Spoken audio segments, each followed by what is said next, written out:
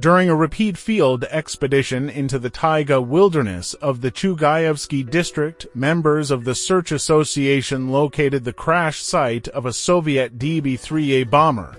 To reach the area where the aircraft had gone down, the search team had to travel more than 100 kilometers one way along flooded, overgrown forest roads in an old but highly capable ZIL-157 truck.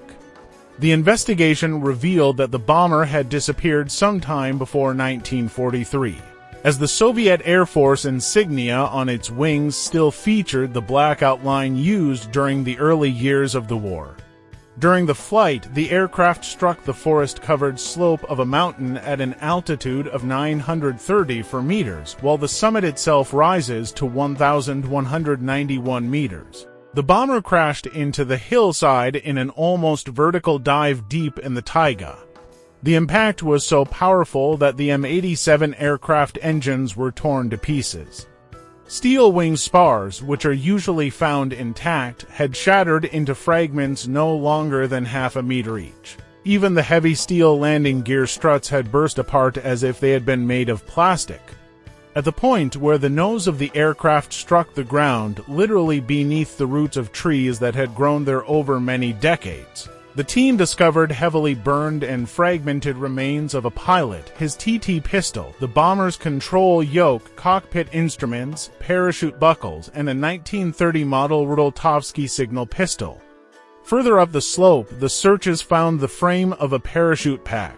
And even higher up, the ripcord handle, the pilot's remains had been scattered over an area more than 10 meters long.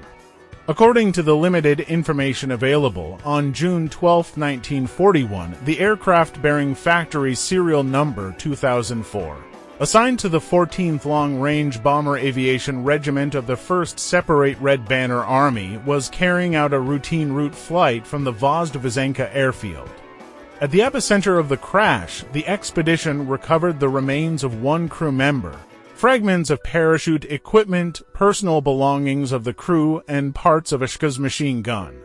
It is known that one of the airmen managed to bail out with a parachute and landed in the taiga approximately 2 kilometers from the crash site due to a lack of time.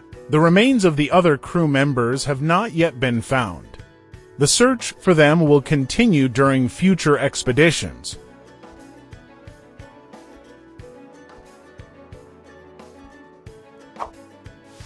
That's all for today. Friends, if you'd like to support our channel, you can send a super thanks in any amount or become a member of our channel.